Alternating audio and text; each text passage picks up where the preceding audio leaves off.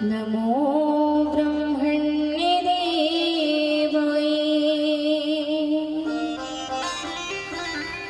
गोब्राह्मणे हिताय च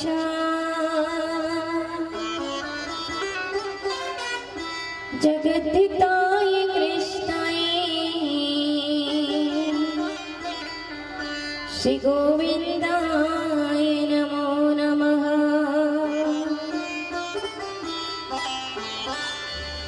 भक्त भगति भगवंत गुरु चतुर नाम बपु एक, इनके पद वंदन किए नाश ये विघ्न अनेक।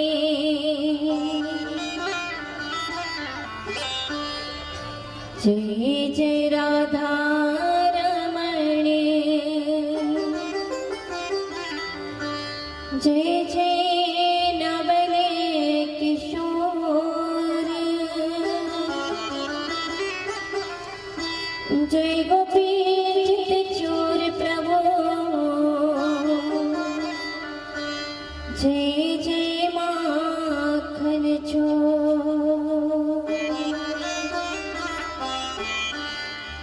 सब द्वार इनका छोड़ के मैं आई तेरे द्वार। ओ विश्वानु की लाडली निक मेरी और निहार।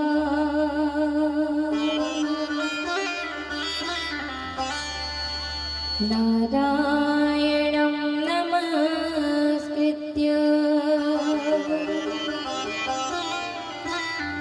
नरं चैव नरोत्तमं देवीं सरस्वतीं व्यासं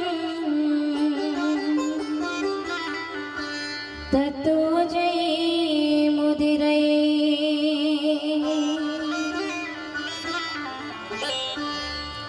सीतानाथ समारंभा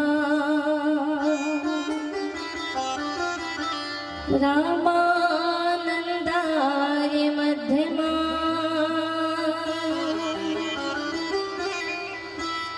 अस्मदाचार्य पर्यन्ता वन्दे श्री गुरु परंपरा। शिव समान दाता नहीं, विपदे वितारने हारी। लज्जा मोरी राखियो श्री नंदी के अश्वा।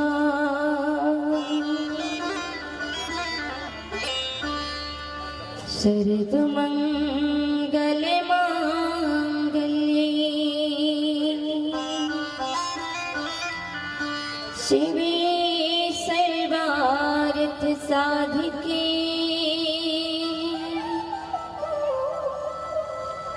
शरण्ये त्र्यंबके गौरी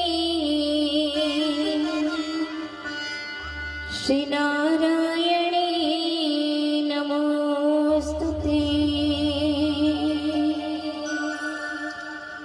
नर्मदे तुम जगत माता,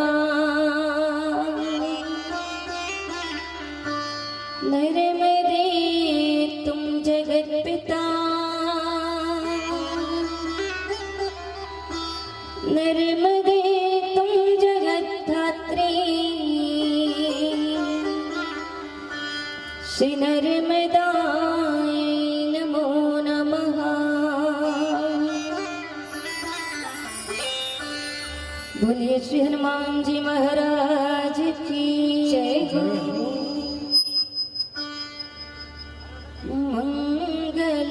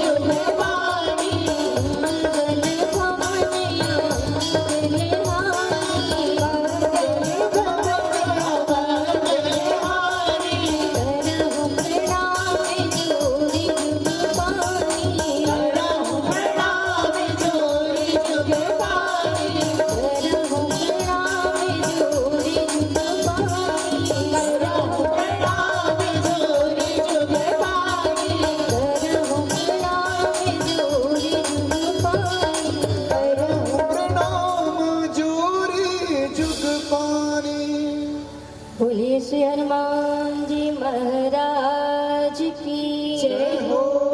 श्री नर्मदा मैया की जय हो। धन पवित्र सेवा के और धन पवित्र किए दान, मन पवित्र हरि भजन ते होत त्रिविध कल्याण। आइए, कहते हैं स्नान करने से तन शुद्ध होता है और भजन करने से आत्मा पवित्र और मन शुद्ध होता है।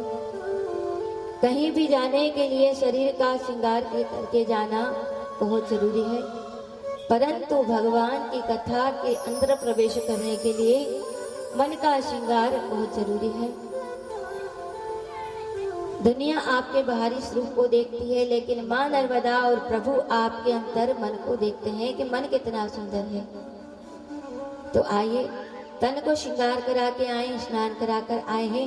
2 क्षण माँ नर्मदा के कीर्तन के माध्यम से अपने मन और वाणी को आप सब पवित्र करेंगे। तत्पश्चात आज की मंगलमय दिव्य कथा में प्रवेश करेंगे। आइए, 2 क्षण के लिए माँ नर्मदा के कीर्तन के माध्यम से वाणी को पवित्र सभी करेंगे। तत्पश्चात आगे कथा में प्रवेश। माँ नर्मदा की अनंत महिमा है, वो ऐसी अनंत महिमा को गाया है कि मैया अमर कंठ वाली तुम हो भोली भाली। मैया अमर कंठ वाली तुम हो भोली भाली। मैया अमर कंठ वाली तुम हो भोली भाली। मैया अमर कंठ वाली तुम हो भोली भाली। मैया चार भुजा वाली तुम हो भोली भाली। मैया चार भुजा वाली तुम हो भोली भाली। मैया अमर कंठ वाली तुम हो भोली भाली। मैया अमर कंठ वाली तुम हो भोली भाली। तेरे गुण गाते हैं साधु बजा बजाते ताली। तेरे गुण गाते हैं साधु बजा बजा ताली। मैया अमर कंठ वाली तुम हो भोले भाली। मैया अमर कंठ वाली तुम हो भोली भाली। मैया चार भुजा वाली तुम हो भोले भाली। मैया चार भुजा वाली तुम हो भोली भाली। सभी प्रेम से तालियों की शोभा के साथ हर हर महादेव, जय श्री राम।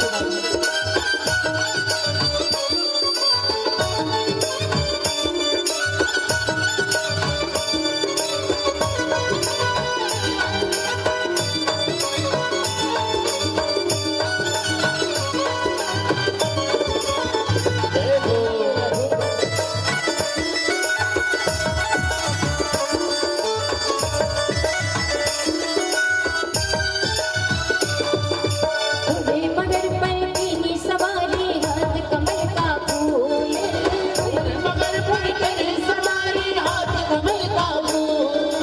घोड़े मगर पर की सवारी हाथ कमल का फूल।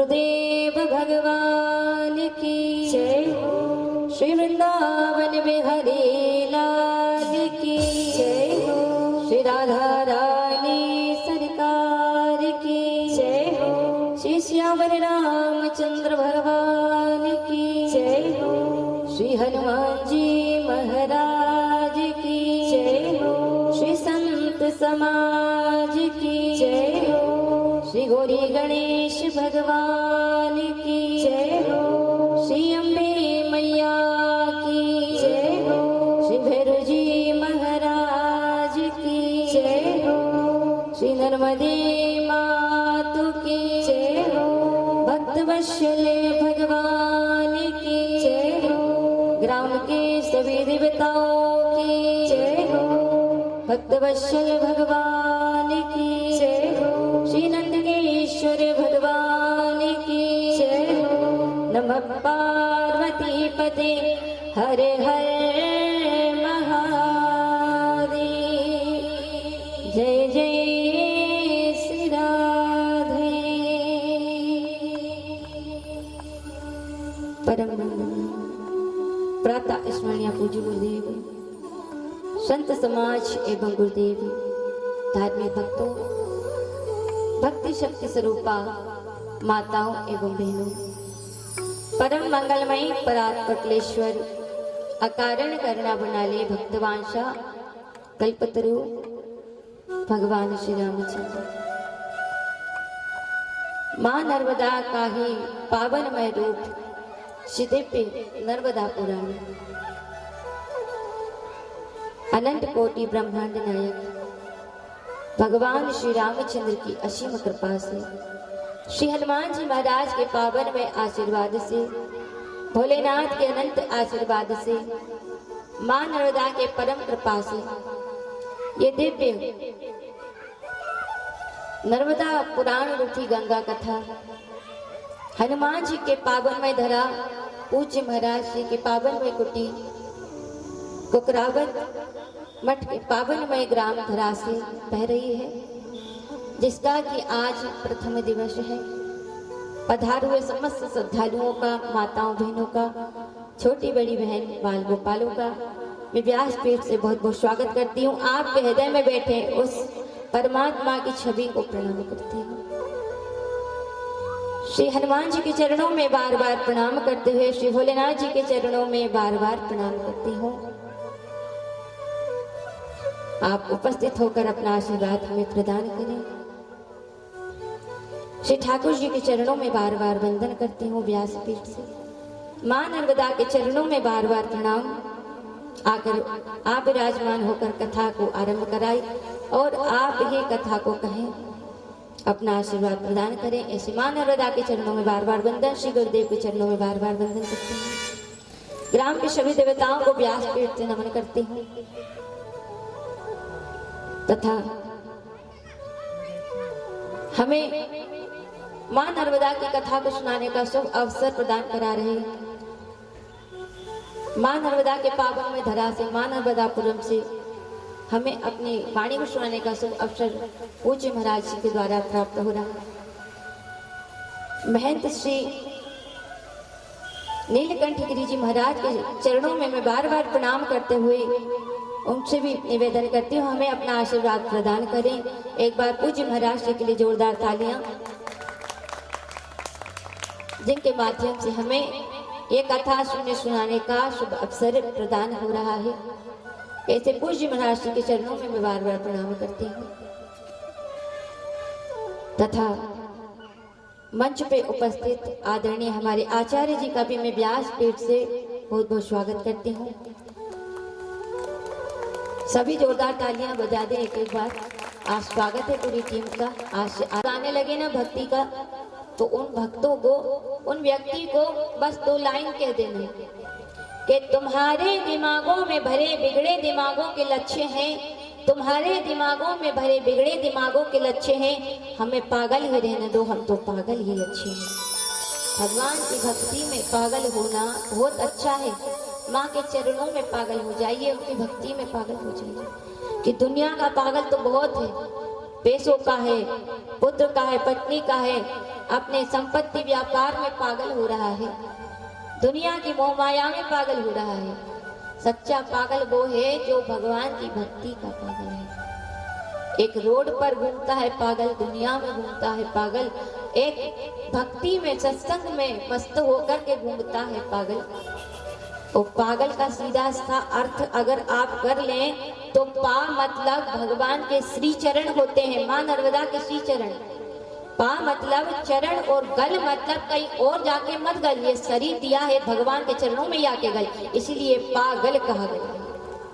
वो भक्त जब संपूर्ण इंद्रियां सत्संग में भगवान की भक्ति में लगा देता है, ये आंख कान नेत्र ये हृदय मनन पैर ये सब भगवान की सेवा में लगा देता है, वही सच्चा पागल होता है। बाकी दुनिया के पागल तो बहुत पड़े हैं, तो दुनिया में ऐसे ऐसे पागल हो गए तो कहीं दिमाग से ही गए वाले पागल हो गए। लेकिन भक्ति मार्ग में आए परेशानियां तो घबराना मत, छोड़ देना सब नैया मां नर्मदा के ऊपर, वो पार लगा देती है, उसके हवाले छोड़ दो। और मां नर्मदा से यही कहना है क्या, रे बा भरोसे मेरी गाड़ी तू जाने तेरो काम जाने, रे बा भरोसे मेरी गाड़ी तू जाने तेरो काम जाने, रे बा भरोसे मेरी गाड़ी तू जाने तेरो काम जाने, रे बा भरोसे मेरी गाड़ी तू जाने तेरो काम जाने, रे बा भरोसे मेरी गाड़ी तू जाने तेरो काम जाने, तू जाने तेरो काम जाने, तू जाने तेरो काम जाने, तू जाने तेरो काम जाने, तू जाने तेरो काम जाने, रे बा भरोसे मेरी गाड़ी तू जाने तेरो काम जाने, रे बा भरोसे मेरी गाड़ी तू जाने तेरो काम जाने। सभी तालियां सेवा करते हुए गाओ बोलिए।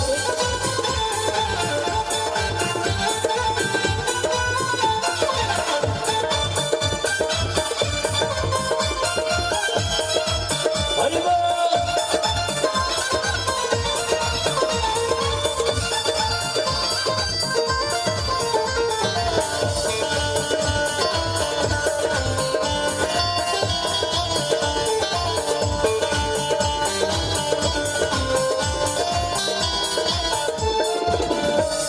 छोड़ दिया सब भार तुम्हीं पर, छोड़ दिया सब भार तुम्हीं पर, छोड़ दिया सब भार तुम्हीं पर, छोड़ दिया सब भार तुम्हीं पर, हार तुम्हीं पर जीत तुम्हीं पर, हार तुम्हीं पर जीत तुम्हीं पर, छोड़ दिया सब भार तुम्हीं पर, छोड़ दिया सब भार तुम्हीं पर, हार तुम्हीं पर जीत तुम्हीं पर, हार तुम्हीं पर जीत तुम्हीं पर, रख लेना लाज हमारी तू जाने तेरो काम जाने, रख लेना लाज हमारी तू जाने तेरो काम जाने, तेरे भरोसे मेरी गाड़ी तू जाने तेरो काम जाने, तेरे भरोसे मेरी गाड़ी तू जाने तेरो काम जाने।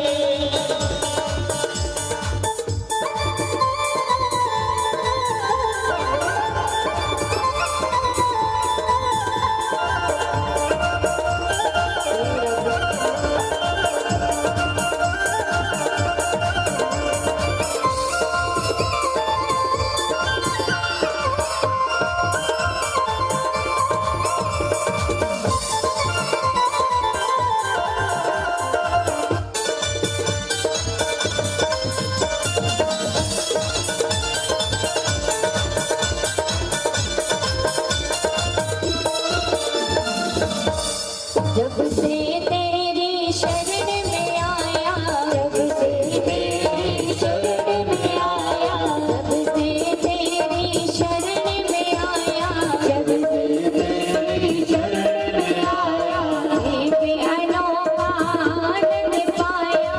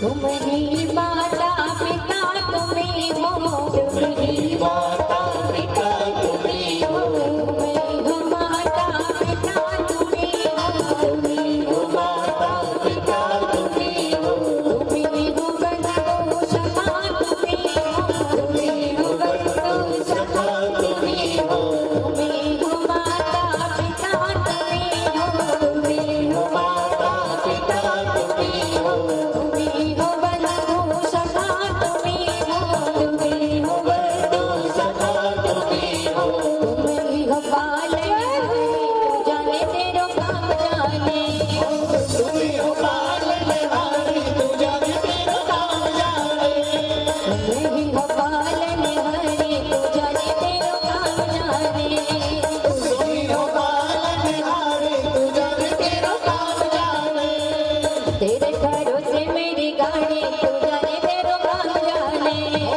तेरे भरोसे मेरी गाड़ी तू जाने तेरा काम जाने, तू तेरो काम जाने, तू जाने तेरा काम जाने, जाने तेरो काम जाने, तू जाने तेरा काम जाने, जाने तेरो काम जाने। तू जाने तेरा काम जाने। बोलिए श्री नर्मदा मैया की जय हो, श्री सदगुरुदेव भगवान की जय हो। तो माँ नर्मदा की विशेष कृपा का ही फल है माँ नर्मदा की दिव्य पुराण की कथा को सुनने के लिए सौभाग्य प्राप्त होना। भगवान की विशेष कृपा का फल है ये सत्संग मिलना। माँ नर्मदा की अनंत कृपा है। जीवन में कहते हैं कुछ चीजें सौभाग्य से ही मिलती है, माँ नर्मदा के कृपा से ही मिलती है। मानव का शरीर मिलना ये उन्हीं की कृपा है। मानव तन मोक्ष और महापुरुष ये तीन चीजें जीवन में बहुत सौभाग्य से ही मिलती है। अब ये मनुष्य शरीर आपको मिला है तो कोई सहज सरल नहीं है। ये मनुष्य शरीर मिल गया आपको, 84 लाख योनि होती है वो काटने के बाद फिर ये मनुष्य शरीर मिलता है। बताइए कितना कठिन है। 100 योनि इससे नहीं कहा गया, 84 लाख, 1-2 लाख नहीं, 84 लाख योनि काटने के बाद। तो इस शरीर को धन्य करने के लिए पृथ्वी पर आते हैं, अच्छा कर्म करके जाने कि हमें वापस 84 लाख योनि को भुगतना ना पड़े, कि कीड़े मकोड़े ना बनना पड़े, हमें पशु पक्षी ना बनना पड़े। शरीर को धन्य करने के लिए आते हैं। बार बार नरक में जाने के लिए शरीर नहीं मिला, धन्य करने के लिए मिला, अच्छे कर्म करने के लिए मिला है। चित जल पावक गगन समीरा, पंच रचित ये अधम शरीरा। मानुष तन दुर्लभ जगत में कहा गया है महापुरुष। हम अपनी तरफ से कोई बात नहीं कह रहे, महापुरुषों की वाणी संतों ने कहा है, महापुरुषों ने कहा है, ग्रंथ पुराणों ने कहा है। मानुष तन दुर्लभ जगत में है ये सत्य प्रमाण, वो कर ले रे मन हरि भजन कहते वेद पुराण। ये वेद पुराण कह रहे हैं, हम तो उनसे सुन करके कह रहे हैं। वो मनुष्य शरीर को पाने के लिए देवता भी तरसते हैं। लिखा गया है के बड़े भाग्य मानुष तने पावा, बड़े भाग्य मानुष तने पावा, बड़े भाग्य मानुष तने पावा, बड़े भाग्य मानुष तने पावा, दूरे दूरे लब सदे तने पावा, दूरे दूरे लब सदे तने पावा, दूरे दूरे लब सदे तने पावा, दूरे दूरे लब सदे तने पावा, बड़े भाग्य मानुष तने पावा, बड़े भाग्य मानुष तने पावा, बड़े भाग्य मानुष तने पावा। बड़े भाग्य मानुष तन पावा। बोलिए नर्मदा मैया की जय हो। तो बड़े भाग्य मानुष तन पावा, सुर दुर्लभ सदग्रंथ लावा। सुर मतलब देवता, बड़े भाग्य मानुष, मनुष्य को ये तन प्राप्त है। लेकिन देवता जो स्वर्ग में है वो ये मनुष्य शरीर को पाने के लिए तरसते हैं। सुर दुर्लभ, उनको दुर्लभ है। सुर मतलब देवता, सुर दुर्लभ सदग्रंथ वाला। ये देवता लोग मनुष्य शरीर पाने को तरसते हैं कि हमें मनुष्य शरीर मिल जाता। अब बताइए स्वर्ग में क्या कमी है जो इस नरक में आना चाहते हैं, कलयुग में आना चाहते हैं, मनुष्य शरीर लेना चाहते हैं। इतनी अच्छी अच्छी सुंदर व्यवस्था है जहाँ कल्पना भी न की जाए, इतनी सुंदर व्यवस्था है स्वर्ग में देवताओं की, कोई बात की कमी नहीं है। अमर अमृत भी है, परंतु पृथ्वी पर क्यों आना चाहते हैं, मनुष्य शरीर क्यों लेना चाहते हैं?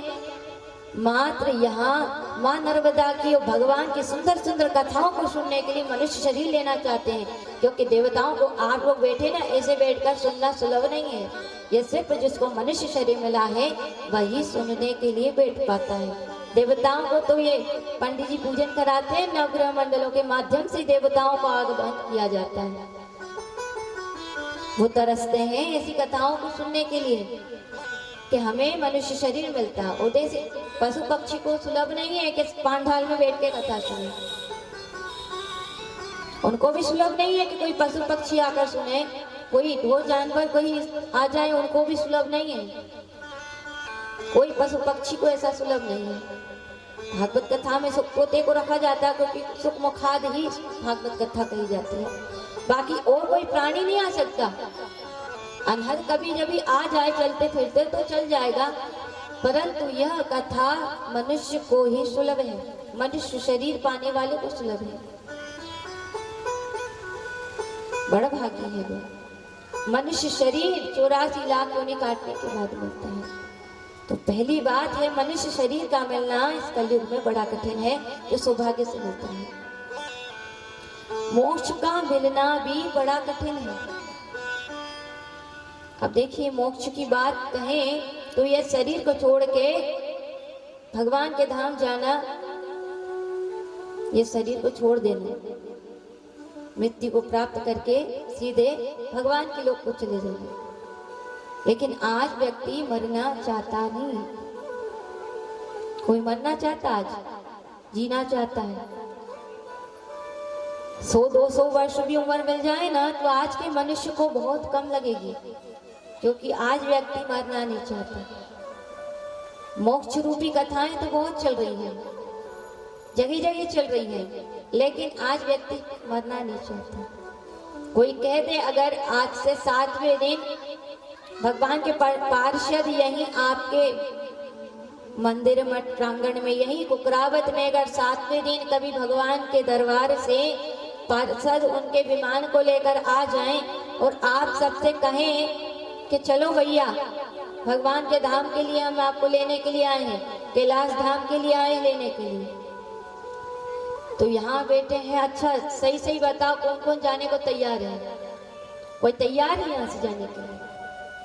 एक भी नहीं जाने को तैयार, क्योंकि अभी तो जीना है, लेकिन कल का क्या भरोसा है। जी रहे हैं, कपड़े बदल बदल कर एक दिन ले जाएंगे, कांधे बदल बदल कर एक ही कपड़े में, कोई भरोसा है? यहाँ बैठकर मना कर रहे हैं, अंदर से मैं कह नहीं रहा कि हाथ उठा दे। कौन ने कल का देखा? मोक्ष रूपी कथाएं चल रही हैं। मोक्ष का मिलना कठिन नहीं है, मोक्ष की कामना हमारे अंदर उठ जाए यही कठिन है। दूसरी बात कलयुग में कठिन है मनुष्य शरीर और मोक्ष की कामना हमारे अंदर उठ जाए, ये कठिन है। तीसरी बात है महापुरुषों का मिलना जीवन में बड़ा कठिन है। कोई सिद्ध महापुरुष के सिद्ध संत का मिलना इस कलयुग में बड़ा कठिन है। अब संत तो कई होते हैं, आप कई संत महापुरुषों का दर्शन करते हैं, लेकिन हमारे समक्ष भी पूज्य महर्षि विराजमान, बड़ा ही तेज ओज उनका, जिनकी कृपा से हम ये सत्संग कथा को सुन रहे हैं। आपका आशीर्वाद सभी भक्तों पर। संतों का मिलना बड़ा कठिन होता है, क्योंकि कहा गया है कि तात मिले पुनिमात मिले सुत भ्रात मिले जुगती सुखदाई, राज मिले गजबाज मिले सब साज मिले मन वांछित पाई, लोक मिले परलोक मिले विधि लोक मिले बैकुंठ में जाई, सुंदर और मिले सब ही सुख, संत समागम दुर्लभ भई। संत का समागम मिलना, उनका दर्शन मिलना, ये जीवन में बड़ा कठिन होता है, बड़े सौभाग्य से मिलता है। और देखिए संत की परिभाषा क्या होती है। अब आप वेशभूषा को संत नहीं कहते, स्वरूप को ही संत नहीं कहा गया है। भगवा वस्त्र पहने कहते हैं वो संत नहीं, त्रिपुण तिलक लगाया, बड़ी बड़ी मालाएं पहने, उनको संत नहीं कहा गया।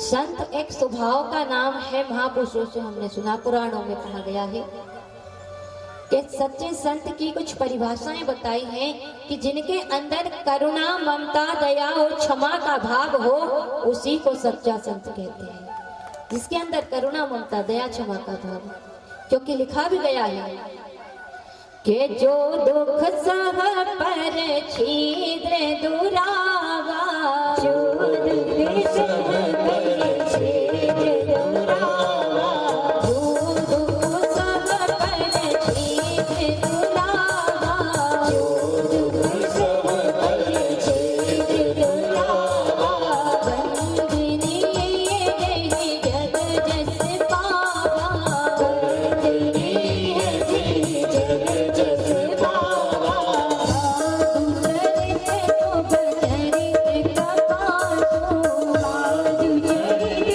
शुभ चरित कपासो, विशद विशद गुण मय फल जासो, विशद विशद गुण फल जासो, बिनु सत्संग विवेक न होई, बिनु सत्संग विवेक न होई, मोरे मंगलमय संत समाजो, मोरे मंगलमय संत समाजो, जो जन जंगम तीरथ राजो, जो जन जंगम तीरथ राजो, जो जन जंगम तीरथ राजो, जो जन जंगम तीरथ राजो।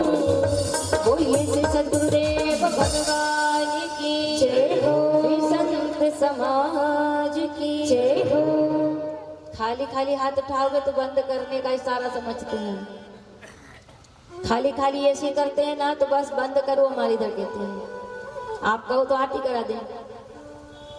जयकार कैसे लगाना है? बोलिए श्री नर्मदा मैया की। और धीरे बोलो कि बिल्कुल बगल वाले को भी नहीं समझ में आए। बोलिए श्री नर्मदा मैया की।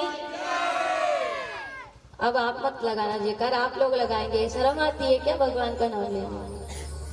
आप ही लगाएंगे, इधर से कोई मत लगाए। बोलिए नर्मदा मैया की। और धीरे, उस तरफ कोई खड़ा भी हो तो नहीं सुन पाएगा। बोलिए श्री नर्मदा मैया की। हाँ, नहीं तो बिल्कुल बगासी आने लगे, क्योंकि भगवान की कथा ऐसी है ना, सुनत श्रवण पाई विश्राम, नींद आ जाती है सुनते सुनते। कथा में 3 प्रकार के श्रोता मौजूद होते हैं हर जगह, यही नहीं हर जगह, अभी तो संख्या में कम है, लेकिन हर जगह मौजूद होते हैं 3 प्रकार के श्रोता। एक श्रोता होता है जो भोलेनाथ जी की कथा भोलेनाथ जी की तरह सुनता है, बड़े भाव कूद के सुनता है, कैसी चली हमें तो कथा सुनना है। एक वो भक्त का भाव होता है, उसे कहते हैं भक्त श्रोता। और एक होता है सरोता, सुपारी काटने वाला। वो यहाँ बैठ के सुपारी नहीं काटता, वो कथा में काट करता है। ये अच्छा नहीं, वो अच्छा नहीं, प्रसाद अच्छा नहीं था, आज ये अच्छा नहीं था, आज वो अच्छा नहीं था। जो कथा में बैठकर ऐसी छांटबीन करता है ना, समझ लेना वो श्रोता नहीं सरोता है। अपने से अच्छा इंसान कोई किसको नहीं जान सकता। हम नहीं जानते आपको, आप स्वयं अपने आप को ज्यादा जानते हैं। और एक होता है सोता, जो घर नहीं सोता वो कथा में आके सोता है। बस टिकने की जगह मिल जाए, या तो गांव में तो घूंघट ज्यादा रखने की प्रथा होती है, तो घूंघट नीचे करके भी सो जाते हैं। कई तो भाव से कथा सुन रहे हैं, सभी समझ लेते हैं। लेकिन जोर से जयकार लगाने की बात हम कह रहे हैं। जोर से जयकार बोलने से जय का अर्थ होता है विजय। जितनी जोर से जय बोलोगे, आपके हर कार्य में आपको विजय प्राप्त होगी। वो देखो वाणी से कई पाप हो जाते, 24 घंटे में कितना कुछ हम गलत सलत बोल जाते हैं, झूठ बोल जाते हैं, पाप हो जाता है।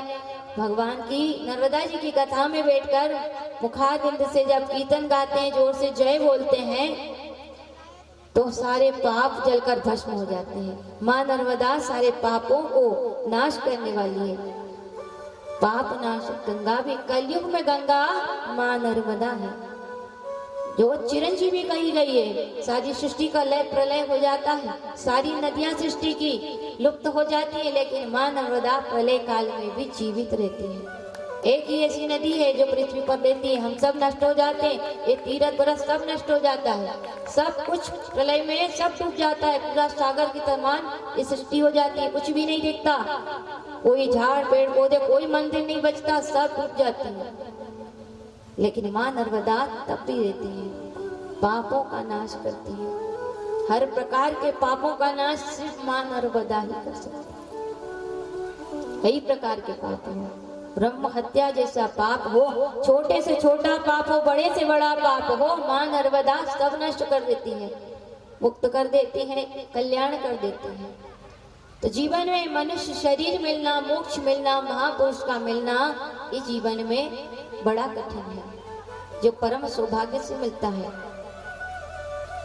ये सत्संग अति हरि कृपा कहा गया है। कृपा का मतलब तो ये है शरीर मिल जाना, अच्छा पुत्र मिलना, अच्छी पुत्री मिलना, अच्छा पति मिलना, समाज में अच्छी सत्ता मिल जाना, अच्छा पद मिल जाना, खूब यशोगान मिल जाना, हमारा खूब लोग बड़ाई करें, ये भगवान की कृपा के अंतर्गत आता है। भिखारी भी भीख मांगता है तो भगवान से कहता है कि कृपा होती कि अच्छे कुल में जन्म हो जाता, तो अच्छे कुल में जन्म लेना भगवान की कृपा है। ये सब कुछ संसार के सुख साधन मिल जाए, ये भगवान की कृपा है। लेकिन इससे बढ़कर कभी आप माँ नर्मदा की कथा में आ जाएं तो यही भगवान की अति कृपा है, क्योंकि अति हरि कृपा जाई पर होई तो पाव देई यही मार्ग सुई। ये पैर स्वतः बढ़ जाते हैं, माँ नर्मदा की कृपा होती है तो जंगल पार करके व्यक्ति कथा में पहुंच जाता है और माँ नर्मदा की कथा को सुनता है। जीवन का परम सौभाग्य है। कलश यात्रा के साथ ग्राम के सभी देवताओं को निमंत्रण दिया जाता है कथा में आने के लिए। जैसे आप सबको निमंत्रण दिया जाता है, ऐसे कलश यात्रा के माध्यम से ग्राम के सभी देवताओं को निमंत्रण दिया जाता है कि 7 दिन आप भी दिव्य शक्ति के रूप में पांडाल में उपस्थित होकर के आप कथा को सुनने और आशीर्वाद देने के लिए पधारिए। कथा के पहले देखिए आप पांडाल का स्वरूप अलग रहता है, लेकिन जब कथा आरंभ होती आप विश्राम तक दर्शन करेंगे तो बड़ा आनंद होता है और उन दिव्य शक्तियों का आगान होता है, इसलिए आनंद होता है। ऐसी माँ नर्मदा अनंत कृपा करती है, उनकी विशेष कृपा का ही फल है नर्मदा रूपी कथा प्रसाद पान करना। उनकी कृपा से ही है कथा प्रसाद हमें प्राप्त होता है। कहते हैं जो व्यक्ति कलश यात्रा में माँ नर्मदा का पुराण सिर पर रखता है, उसे माँ नर्मदा की जो पैदल परिक्रमा करते हैं ना, 3 वर्ष 3 महीने और 13 दिन की जो परिक्रमा पैदल की जाती है, वो पैदल परिक्रमा का पूरा फल मिल जाता है जो सिर पर नर्मदा पुराण लेकर के कलश यात्रा में चलता है। इतनी बड़ी महिमा है इस पुराण को उठा के चलने की, इतनी अनंत महिमा है।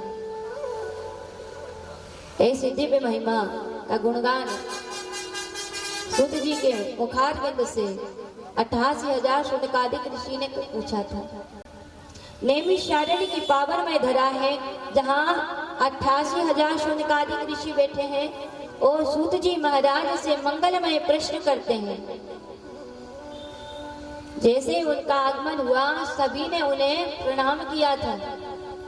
88,000 शौनकादिक ऋषि हैं जिनमें कई हजार वर्ष के भी संत महात्मा बैठे हुए हैं, कई युवावस्था के भी बैठे हैं, कई एक उम्र के भी बैठे हुए हैं, कई बाल रूप वाले भी हैं, शौनक उसमें छोटे छोटे भी हैं। सूत जी महाराज को प्रणाम करते दंडवत करते हैं। कोई भी कथा खाली सुनने के लिए नहीं होती, कोई भी कथा से जीवन में उतर जाए, कोई अच्छी बात उतर जाए, एक आपका गुण दोष समाप्त हो जाए, एक बुराई का अंत हो जाए, कथा सुनना सार्थक कब होता है कि कोई जीवन में अच्छी बात उतार ले, अपने बच्चों को बताएं, बच्चों को भी कथा में लाएं और उन्हें संस्कार दें कि 88,000 शौनकादिक ऋषि जब बड़े बड़े सूत जी को प्रणाम कर रहे थे तो छोटे छोटे शौनकों को उन्हें कहना नहीं पड़ा कि चलो प्रणाम करो, स्वतः देखकर प्रणाम कर रहे थे। हमारे बालकों को हमें भी बचपन में सिखाना चाहिए कि हमारे नगर में आए या हमारे नगर के निकट रहें, कोई भी साधु महात्मा महापुरुष बाहर से आए उन्हें झुककर प्रणाम करिए, क्योंकि प्रणाम करने से परिणाम बदल जाते हैं, प्रणाम परिणाम बदल देते हैं। कोई जीवन में बुरा परिणाम आने वाला हो ना तो सदगुरु का आशीर्वाद ही मिटा देता है, इसलिए प्रणाम करना चाहिए। 4 प्रकार के बल बढ़ते हैं, विद्या, आयु, यश और बल की प्राप्ति होती है। विद्यार्थी प्रणाम करते हैं तो विद्या की प्राप्ति होती है, युवा अवस्था प्रणाम करते हैं, आयु बढ़ता है, यश बढ़ता है, बल बढ़ता है। इसलिए माता पिता को भी प्रणाम करिए, सदगुरुदेव और संतों को भी प्रणाम करिए। 88,000 शौनकादिक ऋषि सूत जी महाराज को प्रणाम करते हैं, कई दंडवत कर रहे हैं, झुककर प्रणाम कर रहे हैं। और देखिए, माता पिता और गुरुजन को, संतों को सिर टेक करके प्रणाम करना चाहिए, सिर टेक कर। भगवान के मंदिर में आप दूर से जा रहे हैं जल्दी में तो इतना चल जाएगा, लेकिन फिर भी सिर टिकाकर प्रणाम करना चाहिए, वो परम सौभाग्यदायक होता है। तो कई लोग तो डराने का काम करते हैं, आज घुटने को यूं ही करेंगे बस, तो सामने वाले कर बस बस बहुत है, ठीक है। आजकल तो प्रथा ही खत्म हो गई है कि पैर पड़ना है हमें, इतना करते हैं सामने वाला कहता रहे नहीं दो तुम तो। झुककर सिर टिकाकर महात्माओं को, संतों को, माता पिता को सिर को टिकाकर प्रणाम करना चाहिए। विद्या, आयु, यश और बल की प्राप्ति होती है। सारे 88,000 शौनकादिक ऋषि सूत जी को प्रणाम करते हैं और सुंदर प्रार्थना करते हैं कि अब हम मन से आपकी शरण में आए हैं, हम कुछ पूछना चाहते हैं, हम कथा सुनना चाहते हैं, हम ज्ञान पाना चाहते हैं। और प्रणाम करते हुए सभी ने कहा कि हम आ गए तेरे द्वार, गुरुवर कृपा करो। हम आ गए तेरे द्वार, गुरुवर कृपा करो। हम आ गए तेरे द्वार, गुरुवर कृपा करो। आ गए तेरे द्वार, गुरुवर कृपा करो। हम आ गए तेरे द्वार, गुरुवर कृपा करो। कृपा करो गुरु दया करो, कृपा करो गुरु दया करो, कृपा करो गुरु दया करो, कृपा करो गुरु दया करो। आ गए गुरुवर कृपा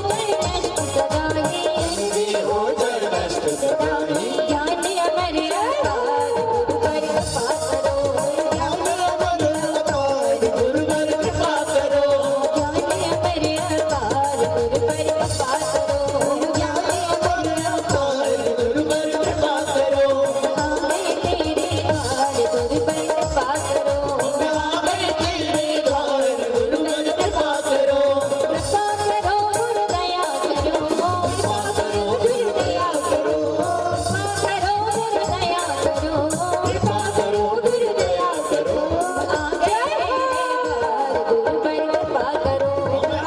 तेरे द्वार गुरुवर कृपा करो, आए तेरे द्वार गुरुवर कृपा करो, आगे तेरे द्वार गुरुवर कृपा करो, आए तेरे द्वार गुरुवर कृपा करो, आगे तेरे द्वार गुरुवर कृपा करो, आए तेरे द्वार गुरुवर कृपा करो, आगे तेरे द्वार गुरुवर कृपा करो, आए तेरे द्वार गुरुवर कृपा करो, आगे तेरे द्वार गुरुवर कृपा करो, आए तेरे द्वार।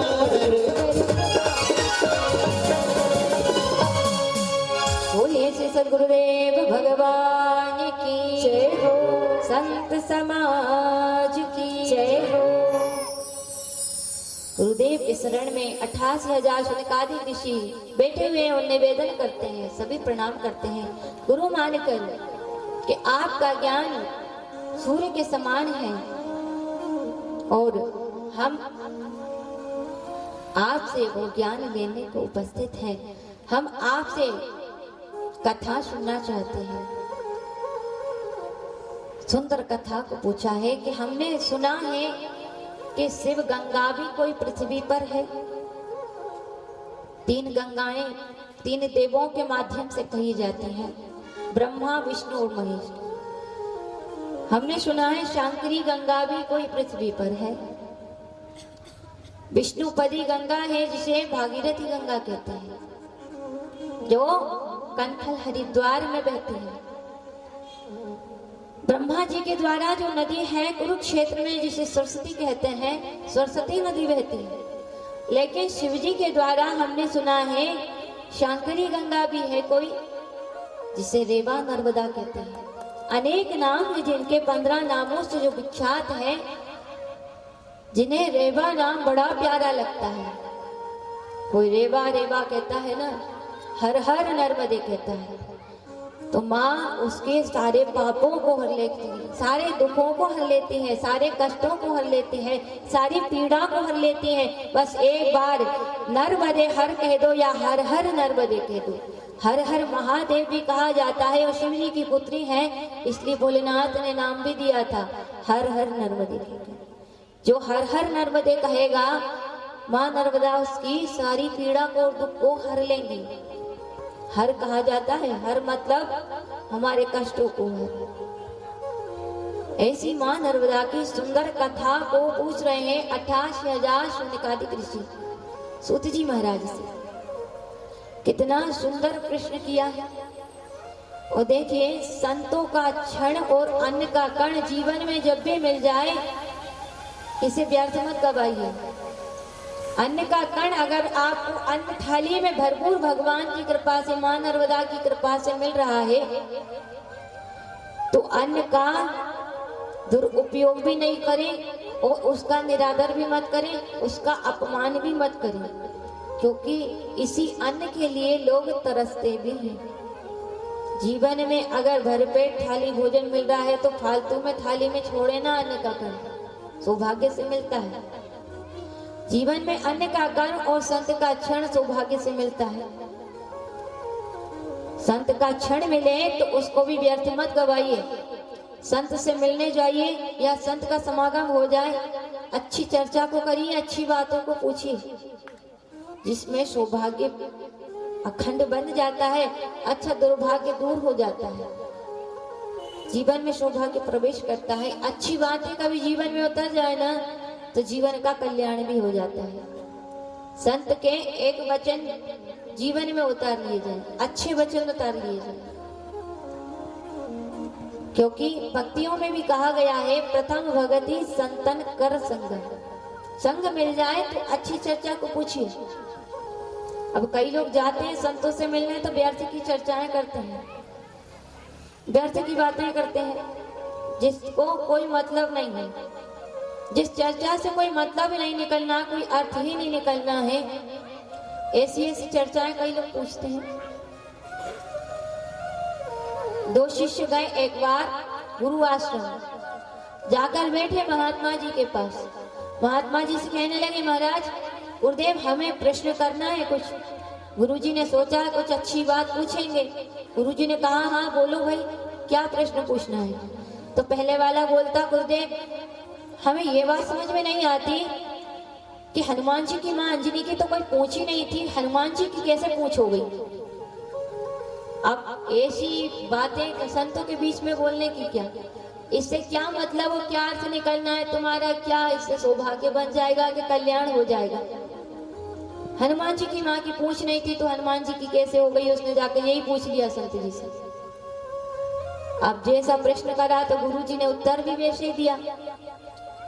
गुरुदेव कहने लगे, तुम ये बताओ तुम्हारी माँ की मूछ नहीं थी तो तुम्हारी कैसे हो गई, तुम ये बताओ। जैसा तुम्हारा प्रश्न वैसा ही गुरुजी उत्तर दे रहे। उसको गुस्सा आया, गुरुजी मेरे से ऐसा प्रश्न कर रहे हो, ऐसा उत्तर दे रहे हो। गुरुजी ने कहा, तुम भी तो ऐसे ही पूछ रहे हो।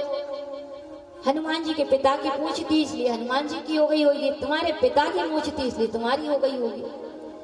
ऐसा प्रश्न किया। दूसरा वाला कम नहीं पड़ा मित्र, वो कहता, गुरुजी मैं भी पूछूं कुछ प्रश्न। गुरुजी ने कहा, तुम भी पूछ लो। उसने कहा, महाराज ये बताइए कि सबसे पवित्र वस्तु कौन सी है दुनिया में। अब गुरुजी कुछ बोलते, पवित्र बहुत सारी चीजें बोलते, उतने में बोल पड़ा, मैं बताता गुरुजी, मैं ही बताता हूँ। गुरुजी से कहा, गुरुजी मैं बताऊं पवित्र वस्तु कौन सी। गुरुजी ने कहा, बताओ। कहा, टेंट हाउस का गद्दा, कहीं भी बिछा लिया जाए भले ही धुले ना, पवित्र ही रहता गुरुजी। अब ऐसी बातें गुरुजी के समक्ष जाके करने की होती है क्या। ये संत कभी कभी मिलते हैं, महापुरुष जीवन में आ जाए, अच्छा प्रश्न करिए, जीवन का कल्याण हो जाइए, ऐसी प्रश्न को करिए उनसे। ये सब व्यर्थ की बातें करने से कल्याण नहीं होता है। तभी एक गुरुजी का परम शिष्य आया और कहता, गुरुजी अब मैं एक प्रश्न करना चाहता हूँ। गुरुजी ने कहा, हाँ कहो। उन्होंने कहा, गुरुजी कुछ ऐसी शिक्षा दीजिए जीवन पर्यंत याद रहे और कल्याण हो जाए मनुष्य का, ऐसी बात बता दीजिए। गुरुजी ने कहा, तुम्हें बर्तन मांजना आता है। उसने कहा, हाँ गुरुजी आता है। गुरुजी ने कहा, व्यक्ति बर्तन अंदर से तो कम मांजता है, बाहर से ज्यादा मांजता है, दुनिया को दिखाता है बर्तन कि हम बहुत अच्छा मांजते हैं। इसी प्रकार गुरुदेव कहने लगे, मनुष्य शरीर को बाहर से बहुत मांजता है, सुंदर श्रृंगार करता है, अच्छे अच्छे वस्त्र पहनाता है, लेकिन मन के अंदर तो कचरा कूड़ा ही पड़ा रहता है। गुरुदेव ने कहा, अंदर से मन को साफ कर लोगे ना, जिंदगी सुधर जाएगी, जीवन सुधर जाएगा, वो कल्याण हो जाएगा। हम ऊपर से तो शरीर को बहुत मांजते हैं लेकिन अंदर से नहीं मांजते। बहुत अच्छा प्रश्न किया और बहुत अच्छा गुरुजी ने उत्तर भी दिया। प्रश्न ऐसा करो कि खुद का भी कल्याण हो जाए, बताने वाले का भी कल्याण और सुनने वाले का भी कल्याण हो जाए, ऐसा प्रश्न करिए। सतगुरुदेव के पास जाइए। ऐसे ही 88,000 शौनकादिक ऋषि ने सुंदर प्रश्न किया है। शिव पुत्री माँ नर्मदा की कथा को पूछा है, आनंद हुआ है। और सूत जी महाराज कहते हैं कि मैं जिनका शिष्य हूँ उनकी वजह से मुझे ज्ञान प्राप्त है। सहजो कारज संसार को गुरुबिन होत नाही, और हरि तो गुरुबिन क्या मिले समझ ले है मन माही। कहा, गुरु की कृपा से मुझे ज्ञान प्राप्त है, इसलिए गुरुदेव को प्रणाम किया है। के बंदहु गुरु पद पदुम परागा,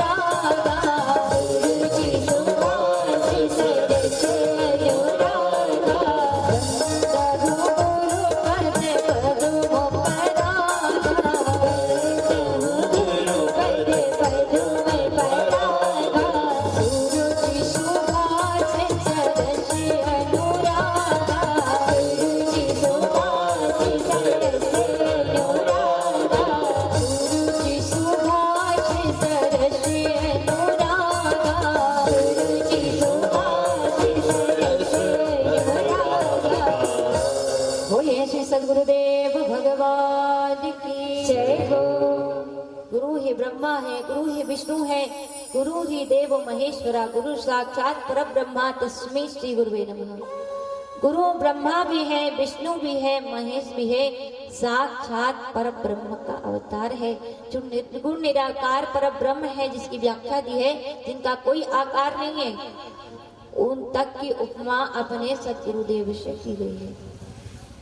साधारण मनुष्य गुरु नहीं हो सकता, साधारण मनुष्य गुरु नहीं हो सकता, और मान लिया जाए तो वो साधारण नहीं हो सकता, वो महापुरुष ही होगा। फिर ऐसे साधारण मनुष्य नहीं होगा गुरु, लेकिन मान लिया तो कोई बहुत साधारण नहीं, कोई महापुरुष ही है।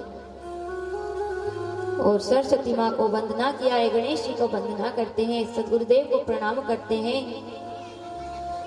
नारायणं नमस्कृत्य नरं चैव नरोत्तमम् देवीं सरस्वतीं व्यासं ततो जयमुदीरये।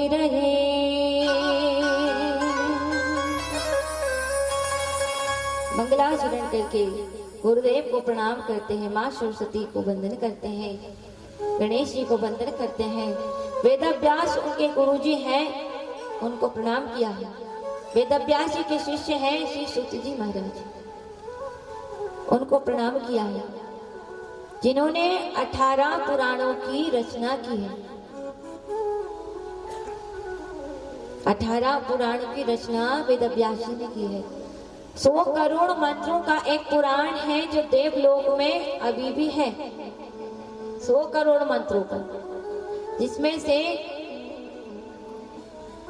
4 लाख मंत्र निकाले गए थे और उनको 18 पुराणों में विभाजित किया गया था। ब्रह्म पुराण बनाया गया, पद्य पुराण, विष्णु पुराण, वायु पुराण, भविष्य पुराण, मार्कंडेय पुराण, अग्नि पुराण, नारद पुराण, श्रीमद् भगवत पुराण, गरुड़ पुराण, ब्रह्मांड पुराण, लिंग पुराण, बराह पुराण, अग्नि पुराण, ऐसे 18 पुराणों की रचना वेदव्यास जी ने की। और स्कंद पुराण के अंतर्गत रेवा खंड में माँ नर्मदा की सुंदर महिमा का वर्णन आता है। जहाँ माँ नर्मदा की सुंदर सुंदर महिमा का वर्णन किया गया है।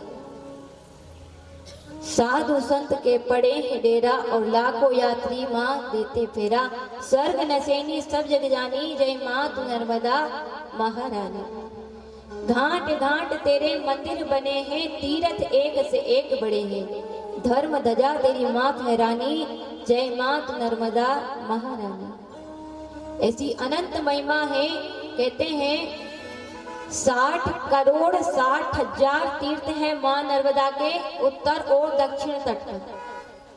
60 करोड़ 60 हजार तीर्थों की महिमा आती है। लेकिन आज नर्मदा परिक्रमा जो हम प्रारंभ करें, इसमें जो जो माँ नर्मदा कृपा करेंगे, हम उन तीर्थों का दर्शन करते चलेंगे, क्योंकि 60 करोड़ 60 हजार तीर्थ तो 7 दिन में तो मुश्किल है कभी पूरे होते हो। इतनी महिमा है माँ नर्मदा की। जैसे जल का कभी अंत नहीं है, माँ अजर अमर है, वैसे उनकी कथा भी अजर अमर ही है, जिसका कभी कोई अंत नहीं है, वो अनंत है।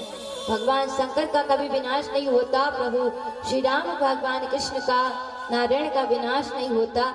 जो है ऐसी माँ नर्मदा अल्पकाल तक रहती है, अनंत काल तक रहती है। सब विनाश होता है, लेकिन माँ नर्मदा की जलधार तब भी बहती रहती है।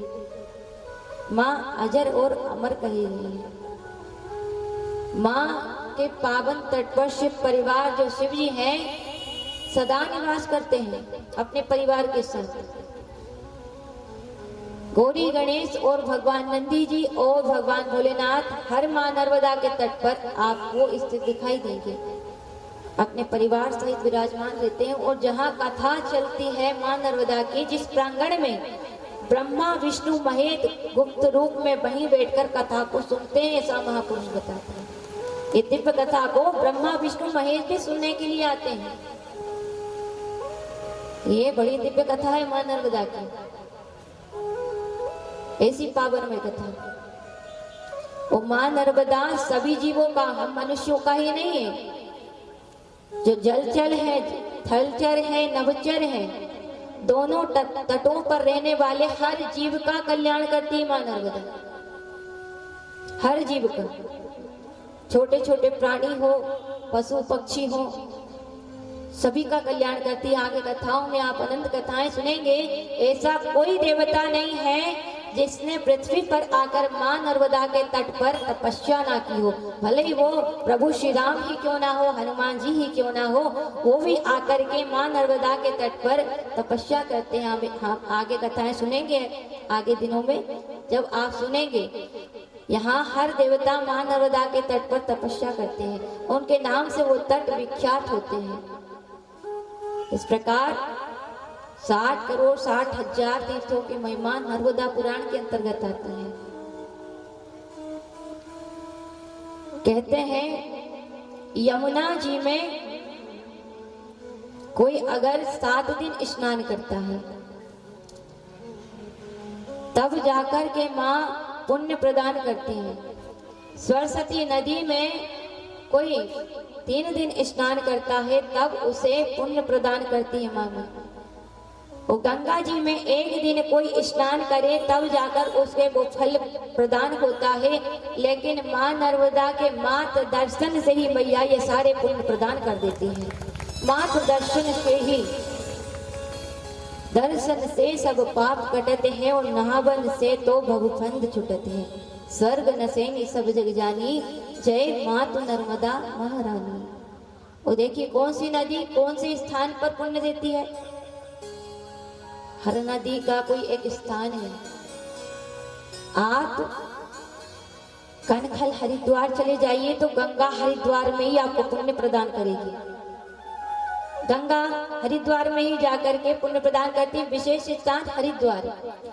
और कुरुक्षेत्र चले जाइए तो सरस्वती वहां पर पुण्य देती है। वृंदावन चले जाइए तो यमुना जी वहां देती है। सरजू जी में स्नान करना है तो अयोध्या जी चले जाइए, प्रयागराज काशी चले जाइए। लेकिन कहते हैं मां नर्मदा का हर एक तट, हर एक किनारा, कच्चा किनारा हो या पक्का तट हो, पगडंडी का रास्ता ही क्यों ना हो, कोई भी गांव शहर का किनारा को क्यों ना हो, हर घाट पे वही पुण्य प्रदान करती है जो विशेष घाटों पर प्रदान करती है। मां नर्मदा हर एक तट पर एक जैसा ही पुण्य प्रदान करती है। ऐसी अनंत महिमा मां नर्मदा की जलती है।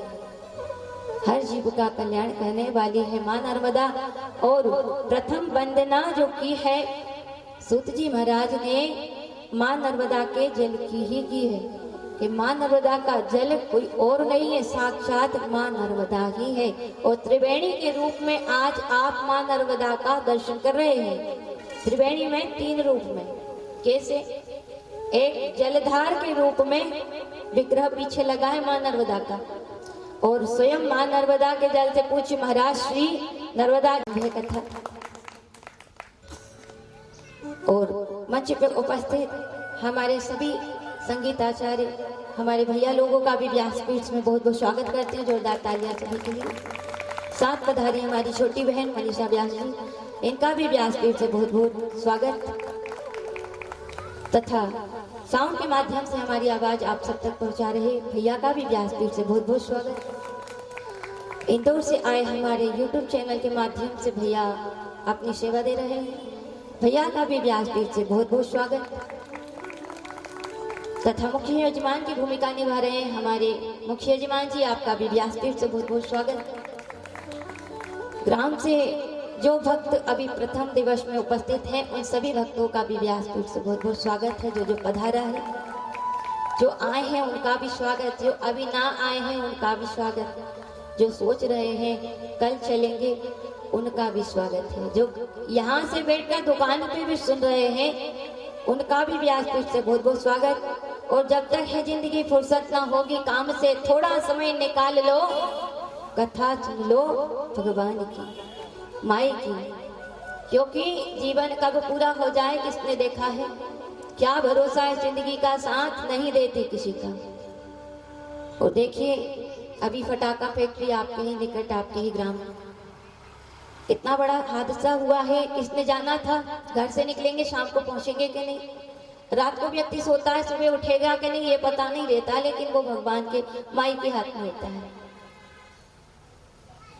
ऐसे कई लोग उस हादसे के शिकार हो गए, ऐसी मृत्यु को प्राप्त हुए। उन सभी जीवात्मा को मां नर्मदा अपने चरणों में स्थान दे, भगवान अपने चरणों में स्थान दे। इसलिए व्यास पीठ से भगवान से प्रार्थना करती हूँ, उन सभी आत्माओं को तृप्त कर दे मां नर्मदा। ये आवाज जितने जहाँ तक जाए, उन आत्माओं तक, उन शरीर तक पहुँचे, उन सबको धन्य कर दे मां नर्मदा। ऐसे में व्यास पीठ से प्रार्थना करती हूँ मां नर्मदा से, भगवान चरणों में उन्हें स्थान दे।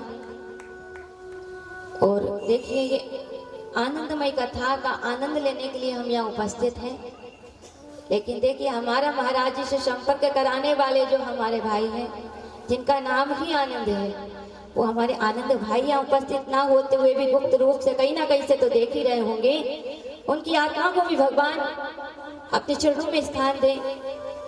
ऐसे में व्यास पीठ से आनंद भैया के लिए भी कामना करती हूँ। सभी जीवात्मा जो फटाका फैक्ट्री में गए हैं, ऐसे मृत्यु प्राप्त हुई, उनको भी भगवान अपने चरणों में स्थान दे। ऐसे व्यास पीठ से मैं उनके लिए भी प्रार्थना करती हूँ। और आइए चलते हैं भगवान मां नर्मदा की मंगलमय पावनमय कथा की ओर। आप सबका व्यास पीठ से बहुत बहुत स्वागत है। उग्राम के सभी देवताओं को भी मैं व्यास पीठ से नमन करती हूँ। कहते हैं, जब तक मां नर्मदा की कृपा ना हो, तब तक मां नर्मदा की कथा को सुन नहीं सकती। आपको अन्य पुराणों की कथा हर जगह मिल जाएगी सुनने के लिए। गांव गांव, शहर शहर अन्य सभी पुराणों की कथा मिलेगी आपको। भागवत कथा मिलेगी, श्री राम कथा मिलेगी, देवी भागवत, शिव पुराण, अन्य आदि पुराण। लेकिन मां नर्मदा का पुराण ऐसा है जो कहीं कहीं ही सुनने को मिलता है। मां नर्मदा की कथा बड़ी ही पुण्यदायिनी है, आनंददायिनी है। मां नर्मदा की अनंत कृपा है।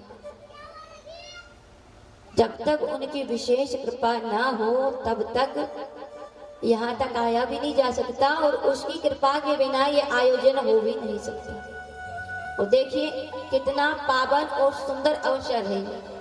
कहाँ ये 15 से 21 जनवरी कथा की तारीख निश्चित थी, लेकिन देखिए कोई ना कोई माध्यम बन जाता है। जैसे कोई कारण बस भी कथा को आगे बढ़ाना पड़ा, ये मां नर्मदा की इच्छा थी। हमारी कोई सामर्थ्यता नहीं है, ना किसी की सामर्थ्य भगवान के कार्य को रोक दे। जब तक उसकी इच्छा ना हो, तब तक कोई कार्य पूर्ण नहीं हो सकता, उसकी कृपा ना हो जब तक। देखिए, मां नर्मदा के पावनमय जयंती के अवसर पर यह कथा रखी गई है। महाराज जी ने हमसे कहा था एक दिन कि फरवरी में हम कथा कराते हैं, तो मां नर्मदा ने सुना और ये 10 से 16 फरवरी निश्चित हो गई कथा। तो 16 फरवरी को मां नर्मदा का पुण्य जन्मदिन मनाया जाता है। कितने शुभ अवसर पर यह कथा को निश्चित किया मां नर्मदा ने स्वयं किया है। हम आप तो माध्यम बनते हैं, उनकी इच्छा से ही पृथ्वी पर धर्म आयोजन होते हैं। संत महापुरुष नहीं हो तो पृथ्वी पर धर्म के आयोजन हो ही नहीं सकते। कई मनुष्य रूप में धर्मात्मा बनकर आते हैं, संत बनकर आते हैं, और कई भगवान के आशीर्वाद से संत बसंत बनकर आते हैं। बसंत पंचमी अभी 14 फरवरी को पड़ेगी। संत और बसंत एक जैसे होते हैं। बसंत आता है तो सृष्टि सुधरती है, और संत आता है तो संस्कृति सुधरती है, संस्कार सुधर जाते हैं। इसलिए जीवन में बसंत भी जरूरी है और संत का भी होना जरूरी है। मां नर्मदा की कृपा ना हो तब तक कोई कार्य संभव नहीं है। भोले बाबा की कृपा ना हो, हनुमान जी की कृपा ना हो, प्रभु की कृपा ही सर्वप्रथम। उसकी कृपा बिना न हिले एक भी अणु, और लेते हैं उसकी कृपा से श्वास तनु तनु। ये एक पत्ता भी हिल रहा है ना, तो हम हिला नहीं सकते। एक बार हिलाओगे डगान को जाकर बंद हो जाएगा, लेकिन जो निरंतर चल रहा है, 24 घंटे चल रहा है, वो तो परमात्मा के आदेश से ही चल रहा है। ये सृष्टि चल रही, हम चल रहे हैं। ये सांसों को चलाने वाला भी वही परमात्मा, वही मां नर्मदा है। उसकी कृपा के बिना कुछ नहीं होता। बलि राजा ने मन का सोचा, एक बार भागवत कथा में आप सुनते होंगे कि पृथ्वी से स्वर्ग तक सीढ़ी लगाने के लिए मन में इच्छा करी। 999 यज्ञ पूरे कर दिए, 1000 यज्ञ करना था उन्हें। लेकिन एक यज्ञ बचा था कि भगवान ने कहा, सब लोग कहते हैं वही है सोई जो राम रचि राखा को करी तर्क बड़ा विचार। अब ये पृथ्वी से स्वर्ग तक सीढ़ी लगा देगा तो फिर लोग तो कर्म ही नहीं करेंगे, पाप भी करेंगे और सीढ़ी चढ़ के तो स्वर्ग जाना ही है सोच लेंगे। इसलिए भगवान ने कहा ऐसा नहीं हो सकता, हमारी इच्छा से ही पृथ्वी पर सब कार्य होता है। इसलिए भगवान ने सारी रूपरेखा बदल दी। मन चीते प्रभु ना करे, मन चीते प्रभु ना करे, और प्रभु चीते तत्काल, भले चाहते आकाश को भेज दियो पाता। कहते हैं स्वर्ग में सीढ़ी लगाने वाले को भगवान ने पाताल में भेज दिया था। मन का सोचा भगवान का ही होता है, हर इच्छा से हर कार्य होता है, मां नर्मदा की कृपा से। किसी ने बड़ी सुंदर बात कही, आंखों में आंसू ना होते तो आंखें इतनी सुंदर नहीं होती, आंखों में आंसू ना होते तो आंखें इतनी सुंदर नहीं होती, और जीवन में दुख ना होता तो सुख की कीमत बिल्कुल नहीं होती, और मिल जाता सब कुछ हमारे चाहने से ही तो ऊपर वाले की जरूरत नहीं होती। ऊपर वाले की जरूरत है, हमारी इच्छा से कोई काम नहीं होता। आप सोच भी लोगे ना तो नहीं होगा, और सोचते हुए कोई कार्य टल जाए तो समझ लेना कोई इच्छा भगवान की रही होगी, और नाते होते होते भी काम हो जाए तो समझ लेना मां नर्मदा की ही कृपा होगी। ना होते भी काम हो जाए तो उसकी कृपा है, क्योंकि उसकी कृपा के बिना तो कोई काम होता नहीं। हम मन की कितनी कर लें। एक बार एक व्यक्ति की मात्र 16 वर्ष की आयु थी। यमराज जी ने एक बार मृत्यु की डायरी को खोलकर देखा सुबह सुबह, तो उस भाई के ऊपर नाम लिखा हुआ था कि आज मृत्यु लोक में से ये भाई को लेकर आना है। अब यमराज जी पृथ्वी लोक पर आते हैं और उस भाई से कहते हैं, चलो भैया तुम्हारी उम्र पूरी हो गई, मृत्यु की डायरी में सबसे ऊपर तुम्हारा नाम लिखा है। उस भाई ने कहा, अरे यमराज जी मेरा तो जीवन अभी शुरू हुआ है, मैंने तो अभी कुछ देखा ही नहीं है, मैं अभी नहीं जाऊंगा। उन्होंने कहा कि अभी इतनी ही उम्र है तुम्हारी, अब आगे शेष बची नहीं तो छोड़ नहीं सकता, चलना तो पड़ेगा। उस भाई ने कहा, देखिए मरने वाले की आखिरी इच्छा पूरी करी जाती है, मेरी आखिरी इच्छा है कि मरते मरते मैं चाय पीना चाहता हूँ यमराज जी। यमराज जी ने कहा, ठीक है पी लो। उसने कहा, मेरी इच्छा है कि आप भी मेरे हाथ से बनी चाय पिए। यमराज जी ने कहा, ठीक है। अब पूछना मत दीदी कहाँ लिखी ये कथा, कथा दृष्टांत कहने के लिए होता है, इसका सार समझना है। उसने कहा, मैं भी पीना चाहता हूँ चाय और आपको भी पिलाना चाहता हूँ। यमराज जी ने कहा, ठीक है पिलाओ। अब जो भाई ने चाय बनाई तो चाय में नींद की गोली डाल दी जो यमराज जी को देनी थी। यमराज जी को नींद की गोली वाली चाय दे दी और खुद ने अच्छी वाली चाय पी। अब यमराज जी ने नींद की गोली वाली चाय पी तो वो सो गए चाय पीते। अब सो गए तो उसने झटपट वो डायरी उठाई और ऊपर से नाम काट दिया आपने, क्या मैं मिटाई दूंगा तो मेरे को कैसे लेके जाएंगे, और पूरी पुस्तक को पीछे पलट कर सबसे पीछे नाम लिख दिया। क्या मेरे आगे तो इतने सारे लोग हैं, मेरा तो नंबर ही नहीं आएगा। मन का सोचा उसने किया। अब यमराज जी नहीं उठे जब तक उसने खूब पैर दबाए, यमराज जी के हाथ पे पंखा जला, खूब सेवा करी। जब यमराज जी उठे तो यमराज जी ने देखा बड़ी सेवा कर रहा है, बड़े प्रसन्न हो गए। कहा, अरे भगत मैं तो तुमसे बड़ा प्रसन्न हो गया, तुमने मेरी बहुत सेवा करी है। मैं इतना प्रसन्न हूँ कि जिसका नाम सबसे पहले लिखा ना ऊपर, मैं उसको लेके नहीं जाऊंगा। वो बहुत प्रसन्न हो गया, अरे वाह मेरी बुद्धि तो काम आ गई। यमराज जी ने कहा, जिसका नाम सबसे ऊपर लिखा ना मैं उसको नहीं लेके जाऊंगा। तो फिर कहा, जिसका नाम सबसे पीछे लिखा है ना मैं उसी को लेके जाऊंगा। तो उसने मन की तो पूरी कर ली, लेकिन कहा गया है के होई है सोई जो राम रचि राखा, होई है सोई जो राम रचि राखा, होई है सोई जो राम रचि राखा, होई है सोई जो राम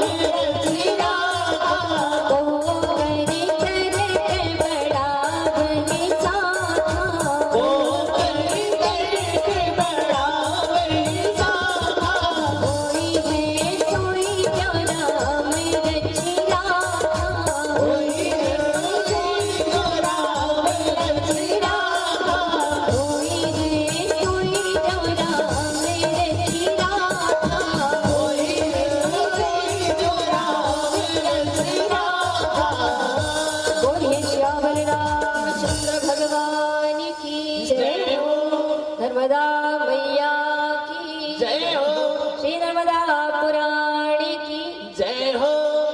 आज व्रत है क्या आप लोगों को? बिल्कुल भी जयकार नहीं है।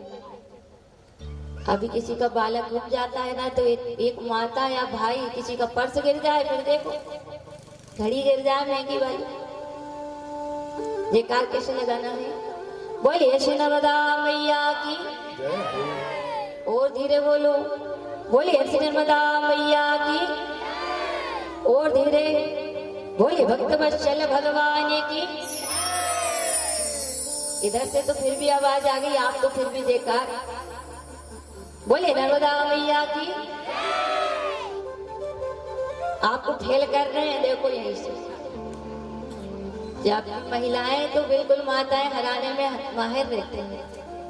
ठीक है, अपनी संख्या कल से बढ़ाकर आना और इधर हराना था। तो प्रभु की कृपा के बिना कोई कार्य संभव नहीं है। मां नर्मदा की कृपा के बिना कोई कार्य संभव नहीं है पृथ्वी पर। ये परम सौभाग्य है, जीवन का परम सौभाग्य होता है, तब ही कथाएं सुनने को मिलती है। नहीं तो देखिए कई लोग यहाँ वहां लगे रहते हैं, सोचते हैं ये काम कर लूं फिर जाऊंगा, ये काम कर लूं फिर जाऊंगा। तो जब तक ये सांसें चल रही है, ये जिंदगी है, तब तक काम कभी पूरा हो ही नहीं सकता। माताएं पूरा काम कर ले घर का, सोचती थोड़ा आराम करेंगे, लेकिन शाम होते फिर याद आता है कि फिर से कोई काम चालू नहीं है। तो जब तक ये जिंदगी फुर्सत ना होगी काम से, थोड़ा समय निकाल लो, सत्संग कर लो भगवान के, क्योंकि अच्छी घड़ी सत्संग की घड़ी बार बार जीवन में नहीं आती। दुर्लभ है कथा लोके, कहा गया श्लोक में, भगवान की कथा बड़ी दुर्लभ है। भाग्य उदेन बहुजन्म समर्जितेन सत्संग मम चलवते पुषो यदाते। एक दो जन्म के भाग्य ने करोड़ों जन्म के पुण्य और भाग्य उदय होते हैं, तब हमें कथा सुनने को प्राप्त होती है। अच्छा कर्म करने से तो मनुष्य तन की प्राप्ति होती है, लेकिन जब पुण्य आप बहुत करते हैं, करोड़ों जन्म के पुण्य उदय होते हैं, तब हमें भगवान की मां नर्मदा की कथा सुनने को प्राप्त होता है। और देखिए जीवन में भगवान की कथा, अच्छा सत्संग जब भी जाएंगे तो परेशानियां तो बहुत आएंगी। बुरे काम में नहीं आती, लेकिन अच्छे काम में बहुत परेशानियां आती हैं। और भगवान भोलेनाथ की माँ भवानी को एक बार बताए हैं, जब भवानी पूछती है कि क्या कारण है व्यक्ति कथा में नहीं आ पाता, तो भोलेनाथ जी भी एक बार पार्वती जी को बता रहे थे क्या कारण है कि ग्रह कारज नाना जंजाला,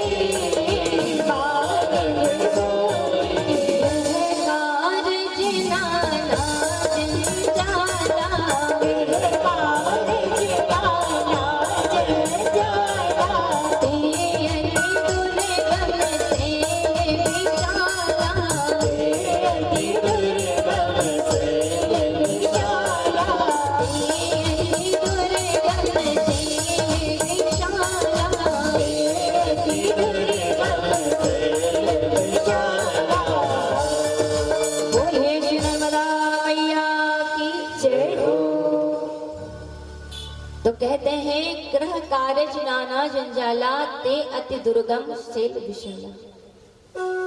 ये घर के काम काज है ना, कभी ये भी कथा में नहीं आने देते। घर में कितने काम होते हैं, व्यक्ति इस काम में ही लगा रहता है। फलाना मेहमान आ गया तो मेहमान में लग जाता है, फलानी खेती बाड़ी में कोई काम आ गया उसमें लग जाता है, कोई बीमार हो गया तो हॉस्पिटल चला जाता है, परिवार में कोई शादी है तो वहां चला जाता है। इसी को ग्रंथ में महापुरुषों ने कहा ग्रह कारज नाना जंजाला ते अति दुर्गम शैल विशाला। जब जब अच्छी घड़ी सत्संग की आती है ना, तो यही रोग आता है, ग्रह कारज नाना जंजाला, ये करने नहीं देता सत्संग। जीवन में बड़भागी होते हैं वे लोग जो कथा पांडाल तक पहुंचते हैं। तो भगवान की मां नर्मदा की कथा को सुनते हैं वो परम बड़भागी लोग होते हैं। हर कोई कथा में नहीं आ पाता। देखिए, एक बार एक सिनेमा हॉल में आंखों से अंधा एक व्यक्ति प्रवेश कर गया। बहुत बड़ा सिनेमा हॉल था, उसमें एक ही दरवाजा था बाहर निकलने का। अब आंखों से अंधा था वो व्यक्ति, हाथ में एक लाठी थी उसने सोचा दीवार के सहारे सहारे गेट मिल जाए तो मैं बाहर निकल जाऊंगा। एक हाथ में लाठी और एक हाथ दीवार पर रखते रखते घूम रहा था कि दरवाजा आए और मैं निकल जाऊं सिनेमा हॉल से। जैसे ही दरवाजा आने को था कि उसके कान पे कीड़ा आके काटा और दीवार पे से हाथ हट गया। कीड़े को हटाने के चक्कर में 2 कदम आगे बढ़ गया और हाथ पे कान पे से कीड़ा हटाने लगा। वो दरवाजा निकल गया, फिर चक्कर लगाया उसने पूरा, एक हाथ में लाठी, वो दीवार के सहारे सहारे पूरा सिनेमा हॉल घूमता है। दरवाजा जैसे आने वाला था फिर कंधे पे आके कोई कीड़ा काटता है, फिर दीवार पे से हाथ हटता और कीड़े को हटाने लगता है, 2 कदम आगे बढ़ता, दरवाजा निकल जाता है। वो घूमता जाता है, बस दरवाजा आता तभी कीड़ा आके काटता है। कहने का मतलब ये है कि दुनिया ही वो सिनेमा हॉल है और सत्संग ही दरवाजा है और आंखों से लाचार मनुष्य हम लोग ही हैं। जब सत्संग का दरवाजा आता है ना तो परेशानी रूपी कीड़ा आकर बैठ जाता है और हम वहां चले जाते हैं, सत्संग का दरवाजा ही निकल जाता है और हम कथा नहीं सुन पाते। देखिए, यहाँ हर कोई नहीं बैठता, जब तक मां नर्मदा की कृपा ना हो ना कोई आ नहीं सकता। हमारे नगर में चुनाव होते हैं कि नहीं? सभी जगह होते हैं। जनता जिसे सेलेक्ट करती है उसे बड़ी बड़ी सभाओं में बैठने को प्राप्त होता है, लेकिन हमारा मानना है जिसे मां नर्मदा सेलेक्ट करती है, प्रभु कृपा करते हैं, वो यहाँ वहां नहीं सत्संग की सभाओं में बैठते हैं आके। और आप सौभाग्यशाली हैं, आपको भगवान ने आज बुलाया है। जीवन के बहुत पुण्य उदय होते हैं तभी ऐसा अवसर हमें प्राप्त होता है। अच्छे कार्य में जाने में कई लोग टोकते भी हैं, रोकते भी हैं। कई युवा भाई बहन चले जाएं तो लोग कहते हैं अभी से ही भजन कर रहे हो, बुढ़ापे में भजन करना, अभी तो उम्र खेलने कूदने की मौज मस्ती की है। अरे मौज मस्ती में कब जीवन पूरा हो जाएगा। पहले 100 वर्ष की आयु हुआ करती थी, 100 वर्ष से भी ऊपर जी जाते थे, लेकिन आज 5 वर्ष का बालक भी चला जाता है, जन्मते ही व्यक्ति चला जाता है, 18 वर्ष में चला जाता है, 40 में चला जाए, 50 में चला जाता है। आज उम्र का कोई ठिकाना नहीं है। बालकपन से हरि भजे जग से भयो उदास, तीरथ आशा करत है कल आवे हरिदास। माँ नर्मदा के तीर्थ भी रास्ता देखते हैं, भगवान भी रास्ता देखते हैं कि बचपन से ही हमारी भक्ति करिए कि वृद्ध अवस्था आ जाएगी, जब चलते भी नहीं बनेगा, सत्संग में जाते भी नहीं बनेगा, घर से बैठ के क्या सुनेंगे,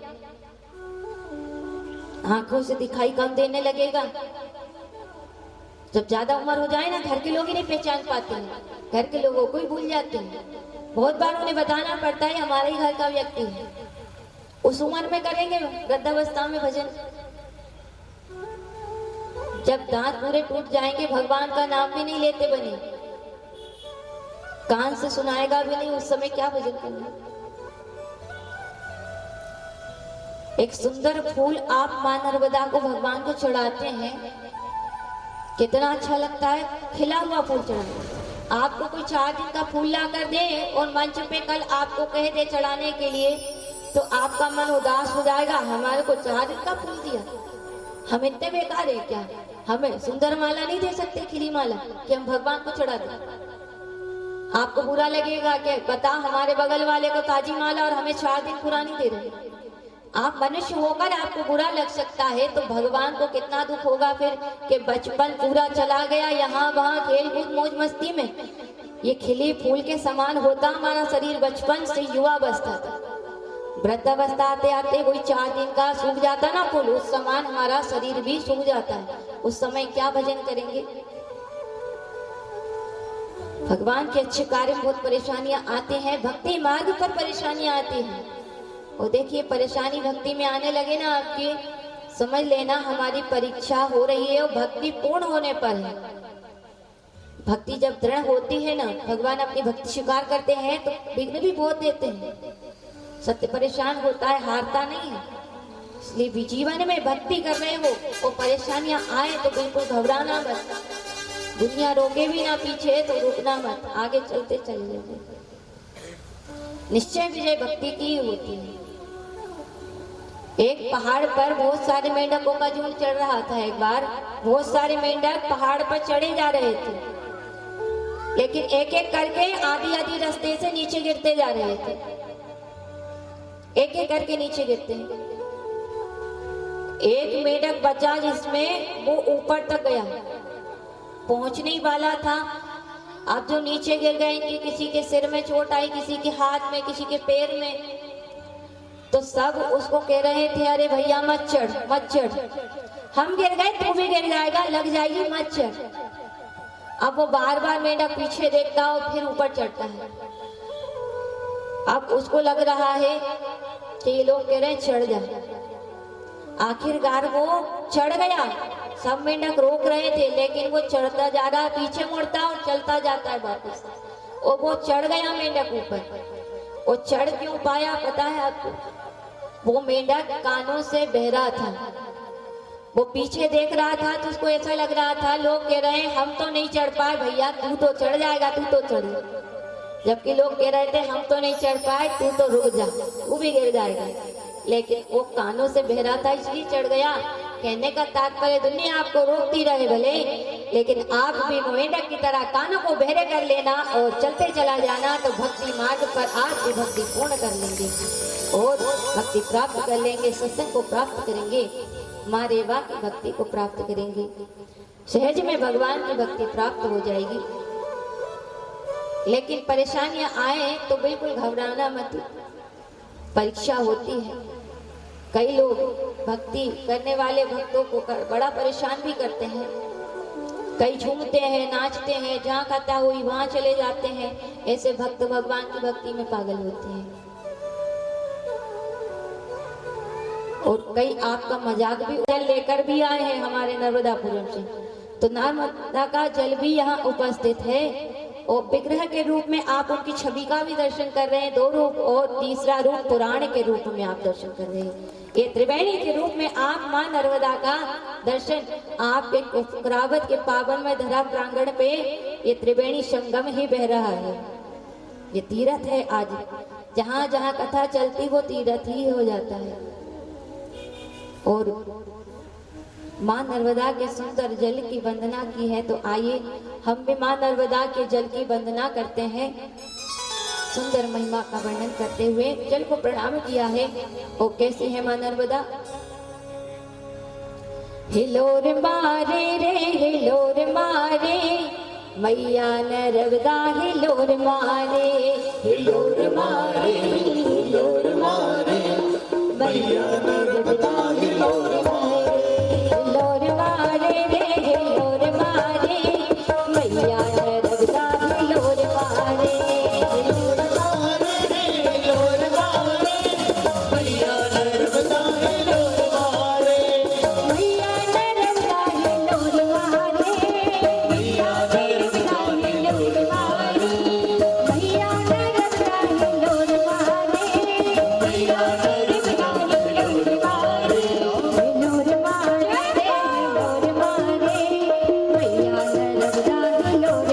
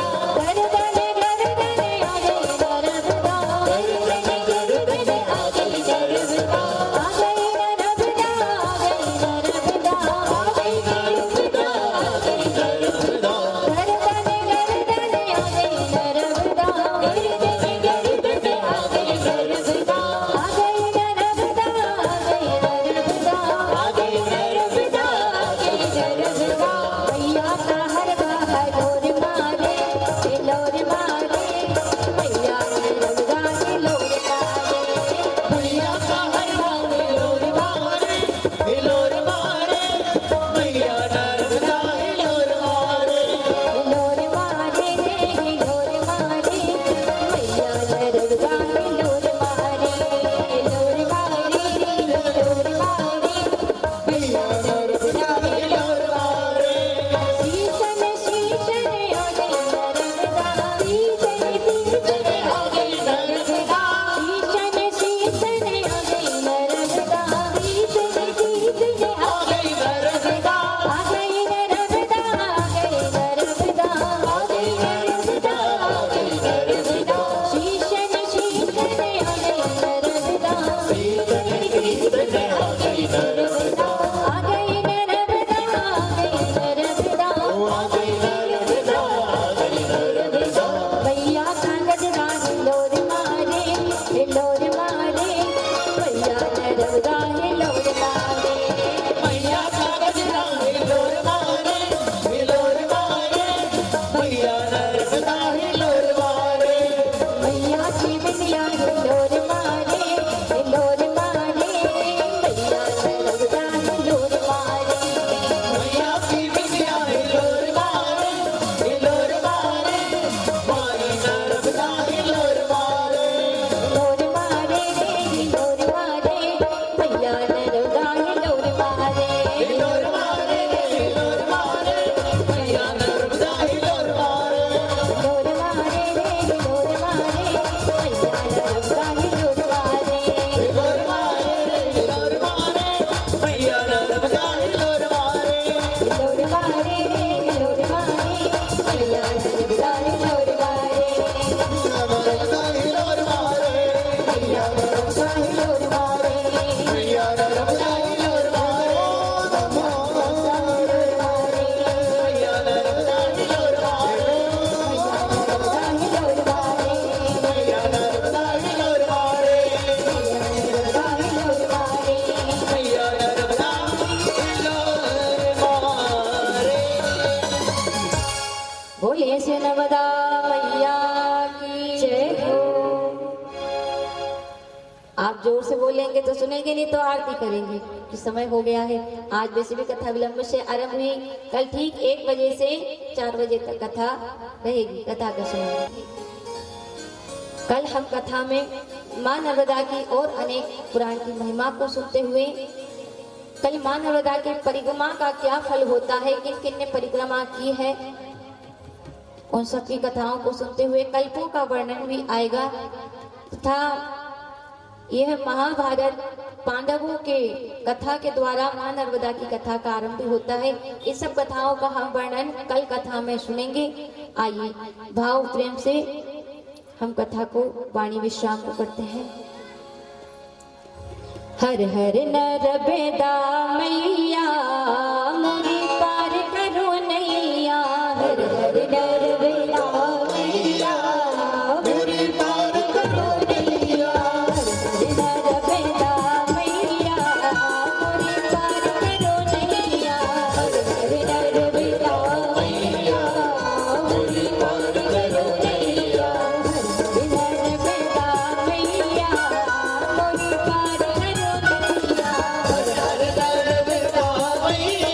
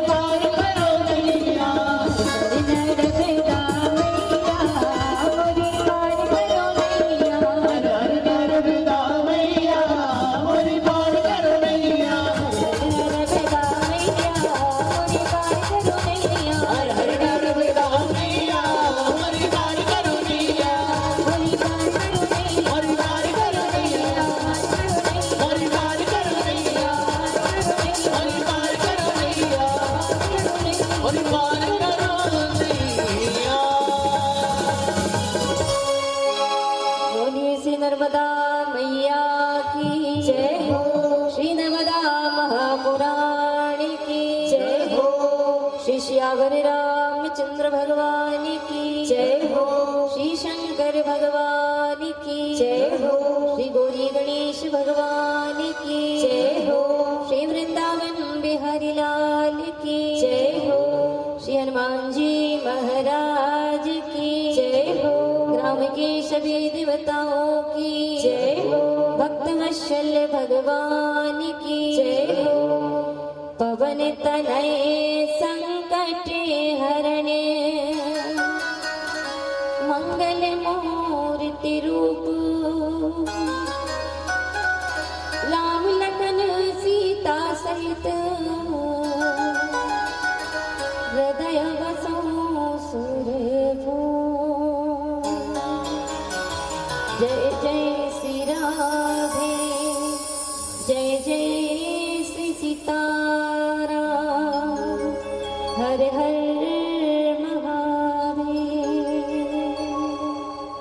आइए इन शब्दों के साथ वाणी को विश्राम। सभी भक्त अपने स्थान पर खड़े होकर आज के प्रथम दिवस की मंगलमय आरती का दर्शन करेंगे, आनंद लेंगे। सभी भक्त अपने स्थान पर खड़े हो जाएं। चलते मां नर्मदा की मंगलमय आरती की ओर। जय जय श्री राधे हर हर नर्मदे घर घर नर्मदे। ज्वालामालिन्ये नमः रत्नैश्वर्यै नमः हत्याराय ऋतिक्यं सर्वोपचारार्थे सम्पूजयितो।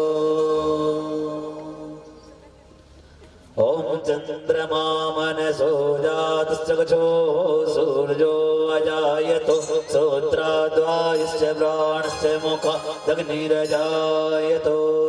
तुलसी नर्मदा महापुराण की जय हो। व्यास जी महाराज की जय हो।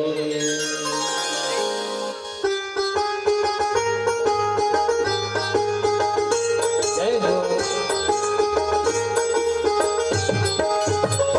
ओम जय जगदानंदी मैया जय आनंद करनी। ब्रह्मा हरि हर शंकर शिव हरि शंकर रुद्री पालनते। ओम जय जगदानंदी। देवी नारद शारद तुम वरदायक अभिनव पद चंदी। और अभिनव पद चंदी। सुर नर मुनि जन सेवक सुर नर मुनि जन सेवक शारद पद बनती। ओम जय जगदानंदी। देवी धूम्रधवान राजत वीणा वादनती। और वीणा वाजंती। झुमकत झुमकत झुमकत रमती राजंती। ओम जय जगदानंदी। देवी बाजत ताल मृदंगा सुर मंगल रमती। और सुर मंडल रमती। तोड़ी ताल